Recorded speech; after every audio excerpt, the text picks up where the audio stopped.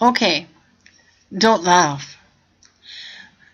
Good day. Oh, missionaries' brains and spiritual experiences are focus of you study. From www.ksl.com by Celeste Dolan Rosenloff.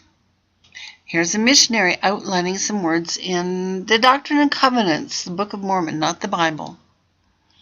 It's today's story, but actually came out yesterday, February 6, 2014. Missionaries' brains are a focus of study. Salt Lake City. How does one's brain react to spiritual rituals? A University of Utah research team is attempting to gain a better understanding of that question by studying the brains of returned missionaries.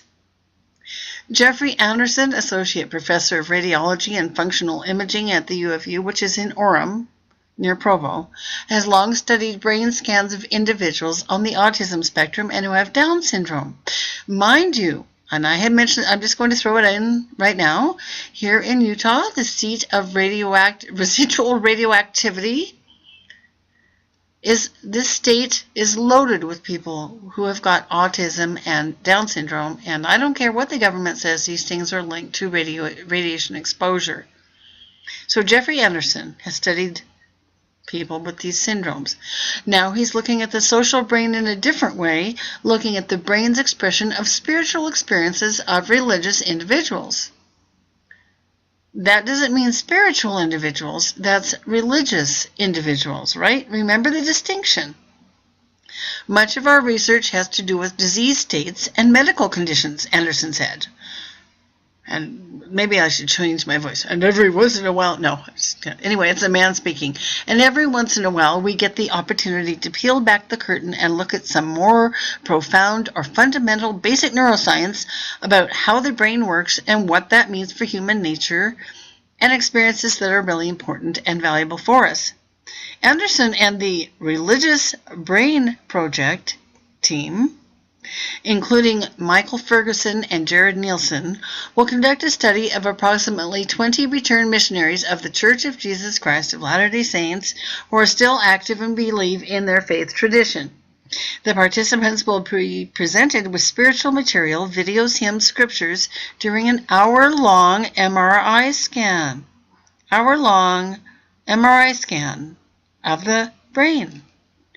Radiation is linked to neurological debility.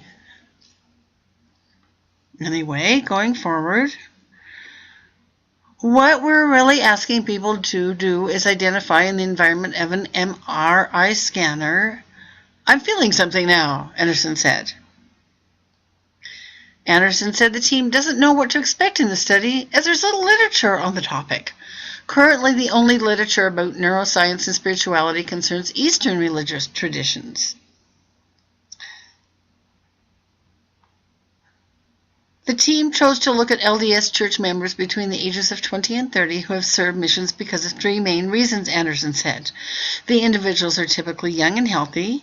There's a generous spirit of participation, in research in the community, and they have thousands of hours of practice in identifying spiritual or religious feelings. What an interesting sentence. Okay. It's an interesting article. I invite you to read further. Researchers are still looking for study participants who can take a survey and submit an application for participation online. You can do that if you qualify, if you want to subject your brain to an hour of radiation. Good Lord. Okay. It's one of my last stories from Utah. Thank you for listening. This is Two Wolves Out.